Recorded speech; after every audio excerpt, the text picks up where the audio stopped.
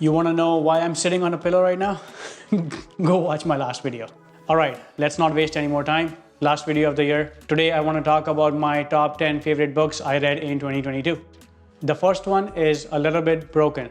This is a memoir by Roz Weston, who is a host on this famous Canadian radio show called The Roz and Mocha Show for the last 13 years, and he is one of the co-hosts on ET Canada for the last 17 years. He has shared a lot about his life on the radio over the last decade, but there are still some stories that he never brings up. That's what this book is about, the story that no one knows. I really love the intro of this book. It never gets better, but it does get easier. That's the first thing Roz says to anyone who asks him for advice. Anyone who's fighting like hell, just hanging on or putting the pieces back together, when you are broken, fixed becomes an obsession.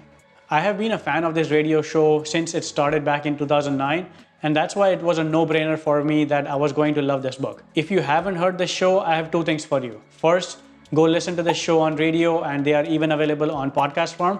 Second, buy this book. You won't regret it. I do have one thing to say though. Once you start listening to the show, you will realize that Roz's voice is godlike.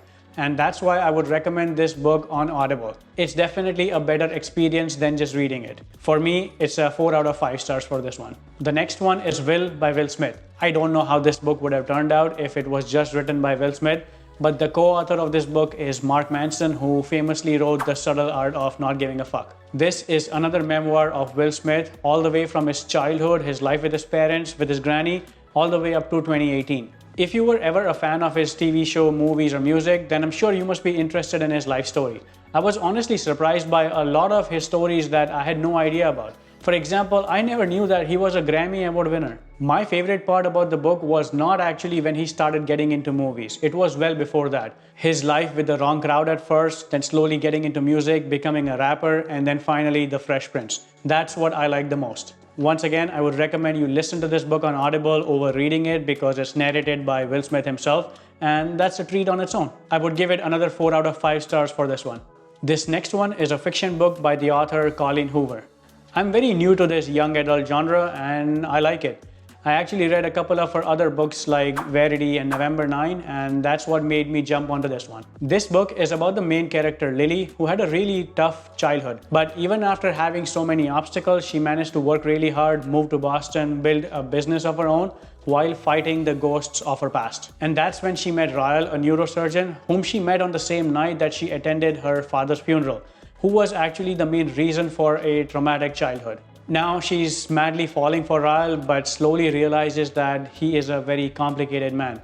As she's trying to question what this relationship is, she's overwhelmed by the thoughts of her first love, Atlas, the only memory she wants to keep from her past. And things starts to get complicated when Atlas reappears in her life.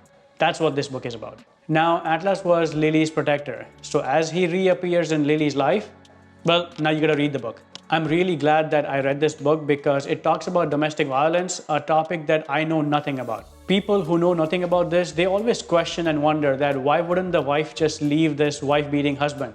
But there's more to it than just that. This book actually takes you into an experience and explains what's going on in the victim's mind. Why don't they just get up and leave? And what does it take to say enough is enough? Highly, highly recommended. This one is an easy 5 out of 5 stars for me.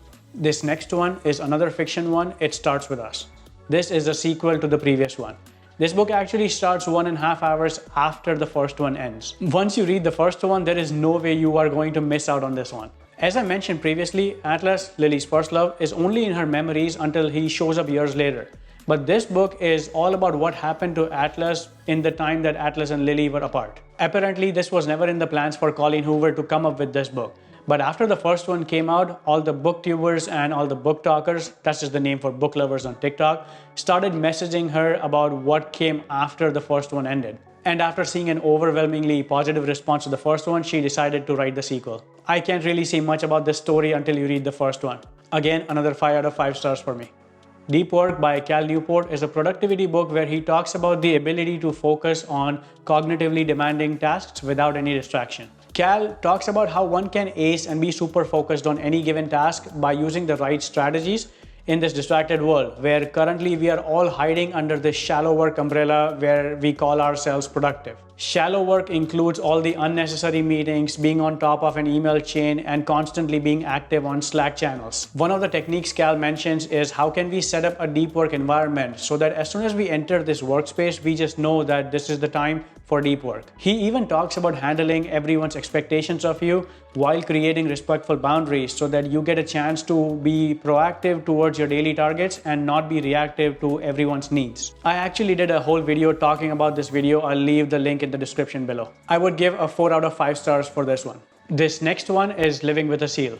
This is a story about Jesse, an ultra-marathon runner who is getting bored of his life and just wants someone to kick his ass just to get him out of his normal routine life. But this story actually starts at a 100-mile relay race where Jesse goes with 6 of his friends, where they run one person at a time and keep switching until they finish all 100 miles. And that's when Jesse sees this guy who is here to run the same 100-mile relay race to run on his own. And at the time, he's actually 100 pounds overweight. So Jesse, on his mission to do something outside of his comfort zone and get up off his ass, decides to find out who this guy was, and turns out he was a Navy SEAL. So Jesse contacts him and asks him to move in with him and his family and train him for 30 days. The reason I picked up this book is because I heard somewhere, which was confirmed later, that the SEAL that Jesse gets in touch with is actually none other than the legendary David Goggins. So in the span of 30 days, this book contains many different workouts that Jesse is obviously not used to, running 15 miles every single day, doesn't matter snow or not, running at odd times throughout the days, doing fireman drills in the hallway of his building, etc, etc, etc. So I was wondering what the point of this book was, because it started to get repetitive, but it wasn't until the end where I realized what Goggins was trying to do to Jesse. It was never about the workouts. It was about the mindset shift that there is no room for laziness. If you need to do something, it needs to happen right now, not 5 minutes later, not an hour later. After a long 30 days, Jesse himself realizes this the day after Goggins leaves on day 31st, where he had the perfect moment to just put up his feet on his coffee table after a very long, busy day at work. But instead, without even thinking twice, he gets up and does the chore that he had to do at that moment. And it was at that moment where Jesse realizes that he thought that his reserve tank is somewhere here, but Goggins convinced him that his reserve tank is very much higher than he thought initially. And that's true for everyone. It's a very short book. I would definitely recommend anyone to read this. I would give it a 4 out of 5 stars for this one. This next one is Project Hail Mary. This is my favorite book, not just of this year, hands down my favorite book ever. I don't want to give up a lot about this book because I would recommend that you go into this blind just like I did. I would just give you the main storyline. The story is the sun is dying, and by extension, Earth is going to die if we don't do anything about it. That's it. That's all I knew, and trust me, it's way better when you read this book without knowing any other storylines.